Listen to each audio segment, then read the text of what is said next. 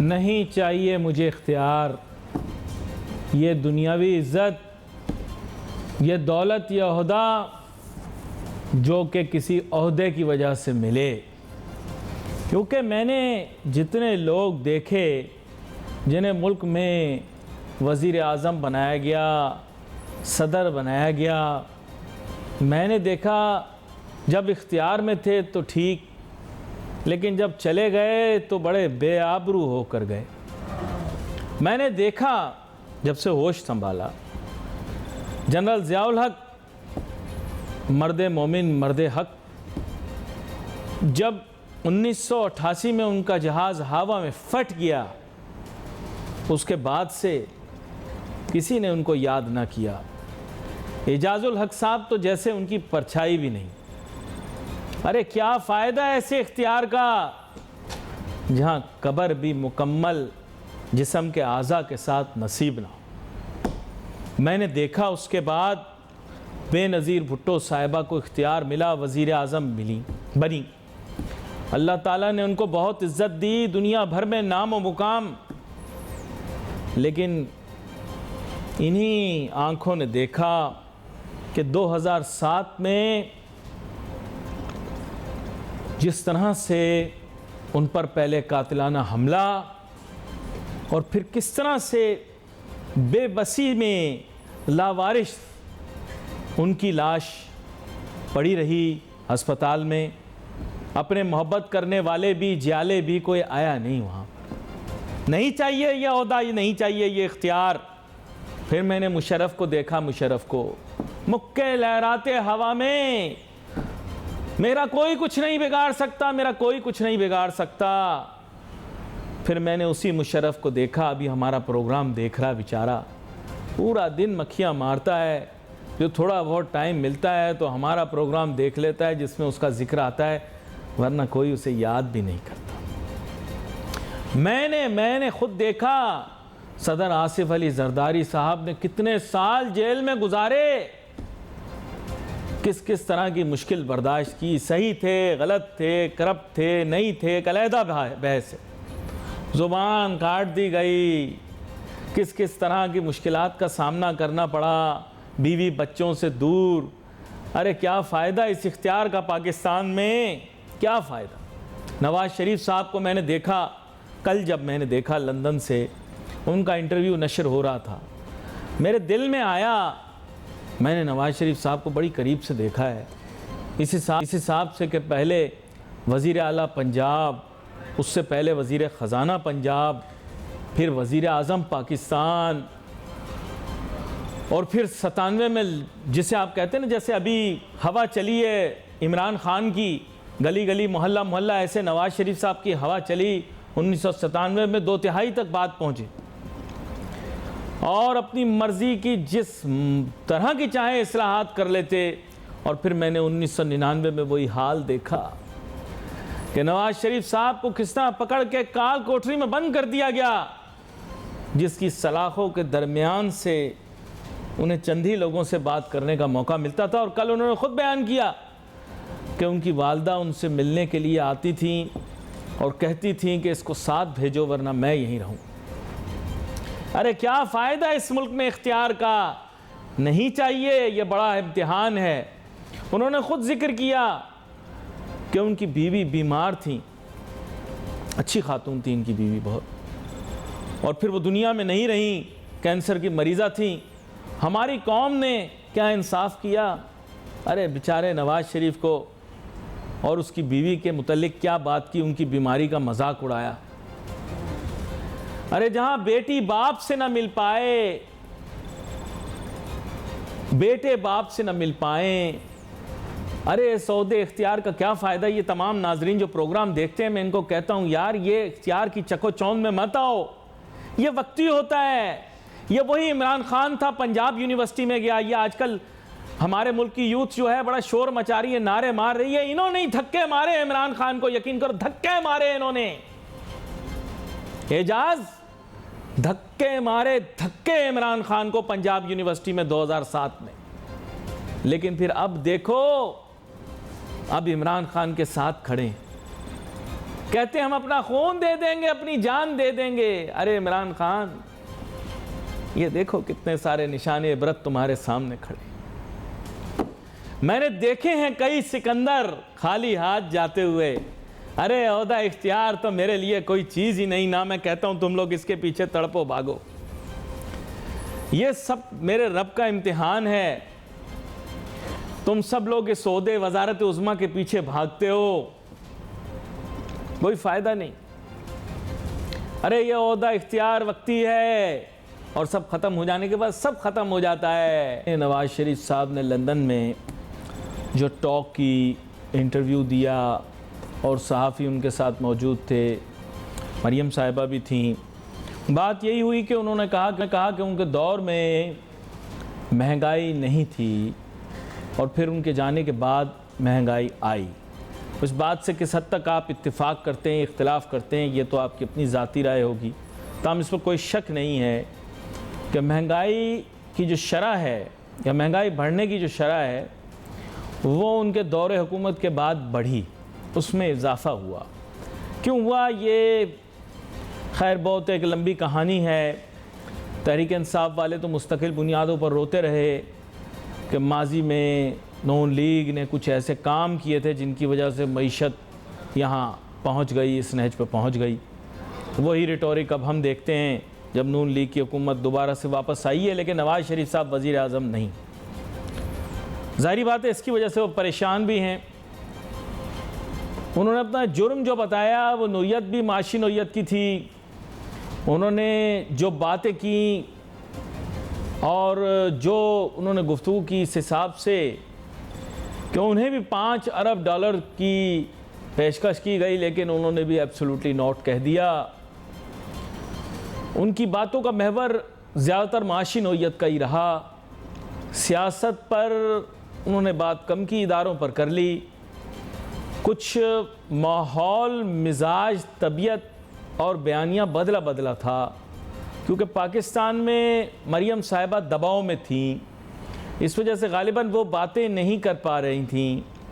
नवाज शरीफ साहब भी कुछ ज़्यादा बोल नहीं पा रहे थे। अब चूँकि फैमिली सारी वहीं पर है तो अब ज़रा खुल के बात करना शुरू कर दी। कुछ एक ऐसा सवाल पूछ लिया जिसका जवाब अब क्या दिया जाए, और इस अहम मौके पर, इस अहम वक्त के ऊपर ये बात करना कि ये किसने किया, क्यों किया, और जो पहले वो कहते थे कि क्यों निकाला, उसका सवाल वो किससे पूछ रहे हैं, ये पहले नहीं पूछा था। मरियम साहिबा के लंदन पहुंचने के बाद ही ये सवाल करना शुरू किए। देखिए हमारा मईशत का प्रोग्राम होता है, मैं कोशिश ये करता हूँ कि ज़्यादा ऐसी गुफ्तगू करूँ जो बहुत ज़्यादा ऑब्जेक्टिव है, क्योंकि सब्जेक्टिव गुफ्तगू करना अगर मगर कौन क्या किस तरह क्वेश्चन मार्क्स हैं बहुत ज़्यादा, और इनके जवाबात मिल भी जाएं तो उसका कोई ख़ास फ़ायदा नहीं। लेकिन हाँ, सियासी माहौल को मैं समझ सकता हूँ। देखें, एक तरफ इमरान खान साहब भी एंटी इस्टेब्लिशमेंट थोड़ा सा अपना स्टांस लिए चलें। कुछ नवाज शरीफ साहब की बातें भी वो नहीं रहीं जो पहले कर रहे थे। पहले तो बोल ही नहीं रहे थे, अब बोलना शुरू किया।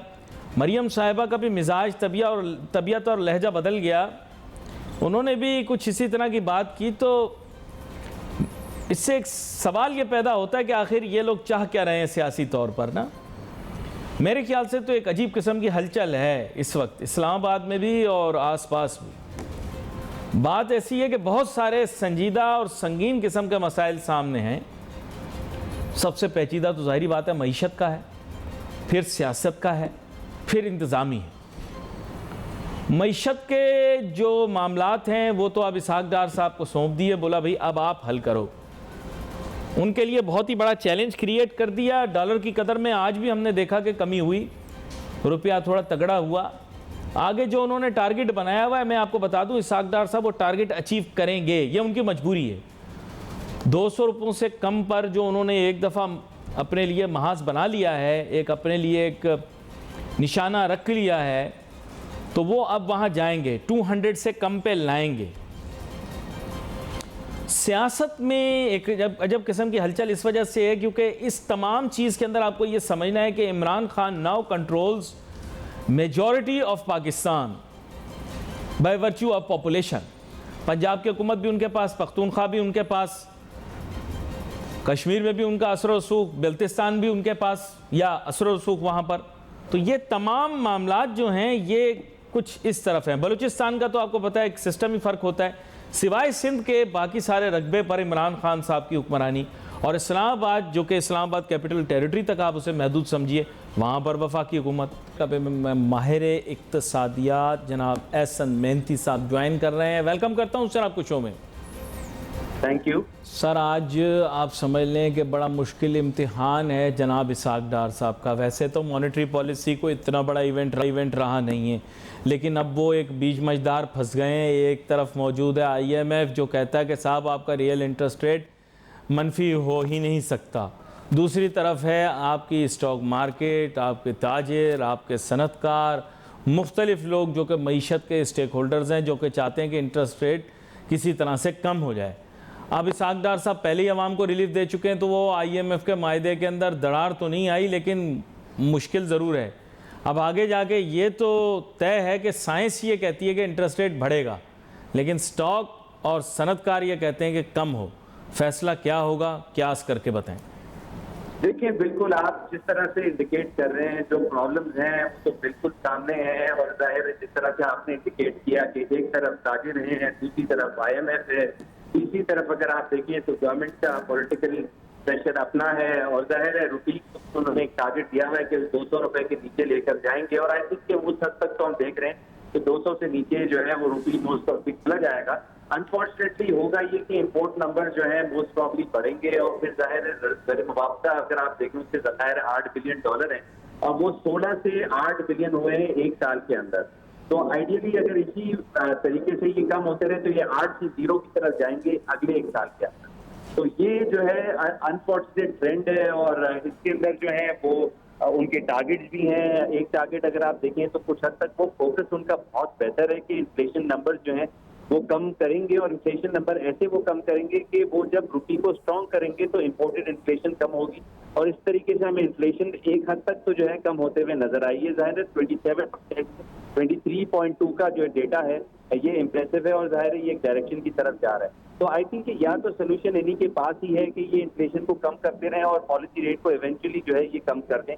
बट इस वक्त पॉलिसी रेट का बढ़ना इस पॉलिसी के अंदर काफी मुश्किल रहेगा, क्योंकि इन्फ्लेशन का जो इस वक्त ट्रेंड है वो नेगेटिव ग्रोथ का है। तो यानी कि इन्फ्लेशन कम हो रही है तो मोस्ट प्रॉब्ली पॉलिसी रेट वक्त के साथ जो है वो कम होगा। लेकिन ये चीजें जो है वो IMF को कन्विंस करनी है। आई थिंक ये एक बहुत बड़ा टारगेट होगा IMF का, जो नेक्स्ट अक्टूबर 25 को या 27 को जो एक नया रिव्यू होगा उसको भी क्रॉस करना है। आई थिंक कि काफी ज्यादा चैलेंजेस होंगे पॉलिसी रेट को कम करने में, और रुपये को जो है दोबारा 200 के नीचे लाकर उसको सस्टेन करना ओवर अ ईयर, जब हम करंट अकाउंट डेफिसिट को रन भी कर रहे होंगे और FDI भी नहीं आ रही होगी। काफी डिफिकल्ट सिचुएशन नजर आ रही है। अच्छा, तो मैं ये सेफली कह सकता हूँ कि ये अब कम, आपकी क्या सारा ये कि ये कम होता तो दिखाई नहीं दे रहा, लेकिन जो मार्केट वाले हैं वो कह रहे हैं कि चलो लीस्ट टू लीस्ट हमारे लिए ये कर दें कि इसको बरकरार रखें। और आपको पता है ख्वाहिश को ख़बर बनाने की हमारी पुरानी आदत है, तो लोग बज़िद हैं। लेकिन चंद सर्कल्स में ये भी बात चल रही है कि अगर इंटरेस्ट रेट को थोड़ा सा बढ़ा दिया जाए तो शायद इसहाक डार साहब ने जो टारगेट रखा हुआ है इन्फ्लेशन को कंट्रोल में लाने का और डॉलर की कदर को कम करने का, वो हदफ जल्दी हासिल हो सकता है। क्या ये दुरुस्त है? देखिए, काफी मुश्किल लग रहा है। आई थिंक कि उनका भी फोकस यही है कि पॉलिसी रेट को कम करना है, और उन्होंने आते ही ये चीज की थी कि उनको जो है इंटरेस्ट रेट को कम करना है, जिसकी वजह से पाकिस्तान की जो डॉलर बॉन्ड यील्ड है इंटरनेशनल मार्केट में वो अचानक से 85% पर भी चली गई थी। और उसकी वजह यही थी कि उन्होंने कहा था कि मैं इंटरेस्ट रेट को कम करूंगा, और इंटरेस्ट रेट को कम करते हुए मैं रुपये को स्ट्रॉन्ग करूंगा, जो कि नेक्स्ट टू इम्पॉसिबल सिचुएशन है अंटिल की पूरी रुपये की जो एप्रिसिएशन है वो स्पेकुलेशन का जो है उस पर फोकस हो, फंडामेंटली रुपये स्ट्रॉन्ग हो। तो आई थिंक कि उनकी अजम्पशन इस वक्त यही है कि रुपी जो है वो फंडामेंटली बहुत ज्यादा स्ट्रांग है और वो 200 से ज्यादा उसकी स्ट्रेंथ रुपी की जो है उससे कम वैल्यू नहीं है और उसकी बेसिस पर ही वो जो है इंटरेस्ट रेट को कम करने का फोकस रख रहे हैं। आई थिंक कि उनकी जो पॉलिसी है उसके अलावा हमारे पास तो जो कोई ऑप्शन थे जिसमें हमने पिछले भी फाइनेंस मिनिस्टर का रोल देखा था, आई थिंक ऑप्शन इस वक्त बहुत कम है और उन्हीं पर जो उन्हीं का ट्रेंड है या उन्हीं का जो माइंड जिस वक्त प्ले कर रहा है, आई थिंक कि उसी को ही हमें फॉलो करना पड़ेगा कि पॉलिसी रेट को हम कम भी करेंगे और रुपी स्ट्रांग भी होगा। तो आई थिंक कि अगर इसी ट्रेंड को हम कैरी करेंगे तो हो सकता है कि जो इकोनॉमिक्स के बेसिक प्रिंसिपल्स हैं उसको भी हम तोड़ के और रुपी को जो है वो स्ट्रांग कर लेंगे। मोस्ट प्रॉब्ली जो IMF है उसको ये चीज सजेस्ट करना और या कि उनकी इस चीज को मनवाना काफी ज्यादा मुश्किल होगा क्योंकि वो ऑन द बुक चलते हैं कि इंटरेस्ट रेट को अगर बढ़ाएंगे तो रुपी स्ट्रांग होगा। अब इंटरेस्ट रेट को अगर आप कम करेंगे तो उस सूरत के अंदर जो मुस्तहकम रखेंगे तो उस सूरत के अंदर रुपी का स्ट्रांग होना बुक वाइज जो है वो एक्सेप्टेबल शायद IMF को नहीं हो। अब आई थिंक ये इनके पास रेवेन्यू स्ट्रीम्स हैं जो कि ये खुद ही इस वक्त कॉन्फिडेंशियल रखे हुए हैं। आई थिंक वो रेवेन्यू स्ट्रीम्स अगर वो अप्रूव करवा लेते हैं IMF से तो मोस्ट प्रॉब्ली हम देखेंगे वक्त के साथ एनर्जी प्राइसेस के अंदर भी कटौती देखी जा सकती है और एट द सेम टाइम हम देख सकते हैं कि पॉलिसी रेट के अंदर भी कमी वो करवा सकते हैं। बड़ी आपने अहम बात की और बड़े एहसन तरीके से बड़े पेचीदा मसले को आपने हल करने की कोशिश की है, लेकिन साथ में आपने बहुत सारे फुटनोट्स लगा दिए हैं और हर फुटनोट के अंदर आपने यही कहा है कि बैनुल-अक़वामी जदीद आज़ाद माशी निज़ाम जो है यानी फ्री मार्केट इकॉनमी उसके उसूल जो हैं वो IMF ही ने लिख रखे हैं। उन उसूलों की ख़िलाफ़ वर्जी कर कर एक्सपेक्टेड रिज़ल्ट चाहना ये आज के दौर के अंदर ड्यूरेबल नहीं है। अच्छा चलें इस तरह से मैं आपको कह देता हूँ, अगर हम laws of basic laws of modern free market economy को वायलेट करते हैं तो ड्यूरेबल नहीं होगा उसका आउटकम, ये तो कम से कम आप कह सकते हैं। देखिए बिल्कुल काफी डिफिकल्ट होगा ये ग्लोबल जो बेसिक इकोनॉमिक्स है उसके आप फंडामेंटली उसके अगेंस्ट में जाकर आप जब जाते हैं तो इकोनॉमिक्स भी जो है वो अपना व्यू टेलीविजन पर देते हैं जिसको IMF भी जो है वो कैच करता है। तो आई थिंक कि जब हमारे आर्टिकल्स होते हैं या एडिटोरियल्स जो होते हैं उसके अंदर फंडामेंटली जो इकोनॉमिक्स को चैलेंज किया जाता है और जो वो कर रहे हैं फाइनेंस मिनिस्टर साहब जब इसको वो करते हैं तो जाहिर है वहां से भी जो है वो आवाजें आना। उनका भी ये कंसर्न है कि भाई आप पहले ही पहुंचा देते हैं उन तक बात, उनके कंसर्न इससे पहले आए मेरे पास, आप खुद जाकर उनको बता देते हैं और फिर उनकी तरफ से जो है बात आती है कि आपने प्राइसेस को रेशनलाइज क्यों किया। तो आई थिंक नहीं देखिए वेस्ट ने तो सिग्नलिंग कर दी, देखिए वेस्ट ने तो सिग्नलिंग कर दी, एक अपने क्रेडिट रेटिंग एजेंसी के ज़रिए एक मैसेजिंग एक सिग्नलिंग हमें कर दी है कि हमारा मौक़िफ़ जो है वो वर्बल एक्सेप्ट नहीं होगा। आपको पता होगा वज़ीर ख़जाना ने भी यही बयान दिया कि जी मैंने उनको ये कहा था, लेकिन उन्होंने आगे से ये रेटिंग एजेंसी ने बड़ा क्लियर किया कि हमारे पैरामीटर्स तय हैं, हम किसी की बात सुनने मानने या उस पर बहस नहीं करेंगे, बल्कि हमारे जो रिटर्न पैरामीटर्स हैं हम उसके मुताबिक पाकिस्तान की क्रेडिट रेटिंग करेंगे। Am I correct? देखिए उनकी तरफ से तो कुछ बातें आई थी जब रेटिंग हमारी जो रिवाइज हुई और उसके अंदर जो हमें डाउनग्रेड किया तो वहां पर हमने पहले ही हमारे प्राइम मिनिस्टर साहब उन्होंने कह दिया था कि जो बैंक्रप्सी है वो इमिनेंट है गिवन जो फ्लड लॉसेस थे। तो वो जो हम एक्सपेक्ट कर रहे थे कि उन्होंने उसको परसीव किया कि हम पेरिस क्लब में जाएंगे, अब उसी स्टेटमेंट को अब रिवर्ट किया है फाइनेंस मिनिस्टर साहब ने कि हम पेरिस क्लब की तरफ जाएंगे ही नहीं। वो भी इसी जो इससे पहले जो कॉन्वर्सेशन थी हमारी जो मिनिस्ट्री की फॉर एग्जांपल मोडीज के साथ, वो कॉन्वर्सेशन को अब वो रिवर्ट बैक कर रहे हैं, यानी कि वो ये समझ गए कि पेरिस क्लब का नाम लेने का मतलब ये है कि डाउनग्रेड जो है वो उसकी वजह से जो है प्राइमरीली हुआ। और आई थिंक कि उन्होंने उसकी बात को रिवर्ट किया है और वो एक्सपेक्ट कर रहे हैं कि इसकी बेसिस पर वो चैलेंज करेंगे इस डाउनग्रेड को। एंड मोस्ट प्रॉब्ली जो है काफी डिफिकल्ट होगा कि मूडीज जो है अपेरेंटली जो है इस सिचुएशन के अंदर जो इस वक्त क्राइसिस है या इमिनेंट क्राइसिस हमें आगे आएंगे उसको देखकर जो है हमें रिवर्ट बैक करें या अपग्रेड दोबारा से कर दें। बट जाहिर है ये जो प्रोसेस होता है ये कुछ क्वार्टर्स के अंदर कैरी करता है और लास्ट क्वार्टर की जो उनकी वैल्यूएशन थी उसकी बेसिस के बाद इनके ज्वाइन करने के 1 हफ्ते के अंदर उन्होंने जो है वो अपने रिजल्ट दिए। तो आई थिंक कि इनको जो है वो फेस करना पड़ा। लास्ट जो कम्युनिकेशन भी है between Moody's and the finance ministry और रिजल्ट इनके टाइम पर आए तो थोड़ा अनफॉर्चुनेट भी हो गया, बट जाहिर है इनकी नीयतें काफी साफ है कि जो रूपी है उसको स्ट्रेंथन करें, इकोनॉमी जो है उसको रीडेवलप करें। आई होप कि आने वाले जो रेटिंग्स होंगी मूडीज की वो हो सकता है पॉजिटिव रिविजन की तरफ हो या अपग्रेड की तरफ हो। जिस तरह से ये पहले हमें अपग्रेडेशन की तरफ लेकर गए, आई होप कि वो दोबारा से जो है वो हम देखें कि पाकिस्तान रिवाइव हो, रूपी स्ट्रांग हो और हमारे फॉरेन एक्सचेंज रिजर्व जो है दोबारा से बिल्टअप हो सके। ऐसी सिचुएशन के अंदर जहां पर हम current account deficit, running current account deficit है, हमारे पास एफडीआईज आ नहीं रही हैं, और आई थिंक कि ऐसी सिचुएशन के अंदर जहां पर रुपी काफी ज्यादा अनसर्टेन है और इंडस्ट्रीज क्लोज हो रही है क्योंकि एलसीज नहीं खुल रही हैं, आई थिंक कि काफी डिफिकल्ट है इकोनॉमिक मैनेजमेंट नए फाइनेंस मिनिस्टर के। अच्छा, यहाँ पर एक और नुक्ते पर आपको ले आता हूँ। फ्लड्स का इशू ऐसा है कि सर हम ना तो कुछ छुपा सकते हैं, ना अपनी तरफ से कोई मर्ज़ी का बयानिया बना सकते हैं। पानी फ्लश होना शुरू हो गया और आहिस्ता आहिस्ता पानी फ्लश होकर ख़त्म हो जाएगा। दरिया सिंध की ये तारीख़ रही है कि यहाँ पर सैलाब आता है और फिर आने के बाद जो लो लाइंग जो जगह होती हैं वहाँ से पानी ड्रेन होना शुरू होता है, फिर कुछ अरसे के बाद ख़त्म हो जाता है। इसीलिए मानसून का मौसम भी गिना जाता था इस तरह। अब आहिस्ता आहिस्ता पानी जो है वो फ्लश हो रहा है या पानी रिसीड हो रहा है। बात यह कि अब ये बयानिया अगले महीने हम बेच नहीं सकेंगे कि हम सैलाब की वजह से हत्थल हुए बैठे हैं, हमारे हाथ पैर बंधे हुए हैं, क्योंकि उनको तो सिस्टम से दिखाई देता है, एक बटन क्लिक करेंगे उनको पता लग जाएगा किस जगह पर कितना पानी खड़ा है। फिर उसके बाद क्या करेगा पाकिस्तान माशी तौर पर?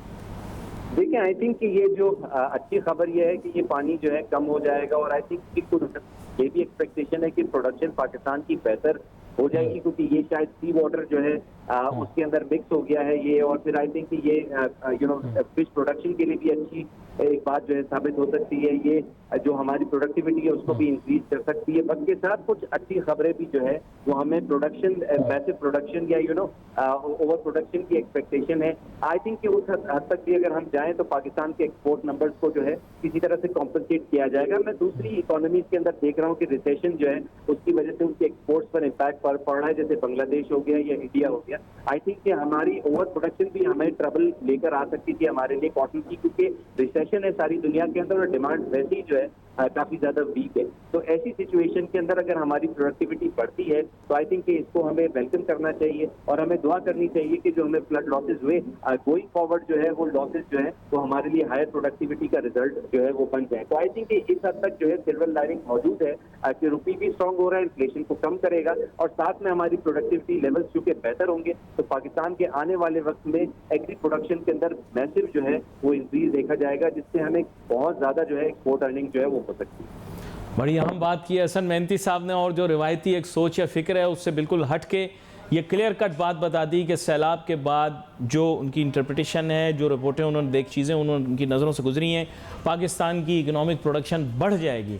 नाजरीन, इसीलिए मैं अपनी मुल्क, अपने कौम पाकिस्तान को कहता हूँ कि हर वक्त हाथ फैला के ना खड़े हो या करें। हर चीज़ का एक पहलू होता है, उस पहलू को भी देखें, और ये पहलू जो है ये बड़ा ही बेहतरीन पहलू है। इसके बारे में भी बात करेंगे आगे आने वाले दिनों के अंदर। Wait for message on Facebook. Ali Nasir हमारी टीम को इजाज़त दीजिए। अल्लाह हाफिज़।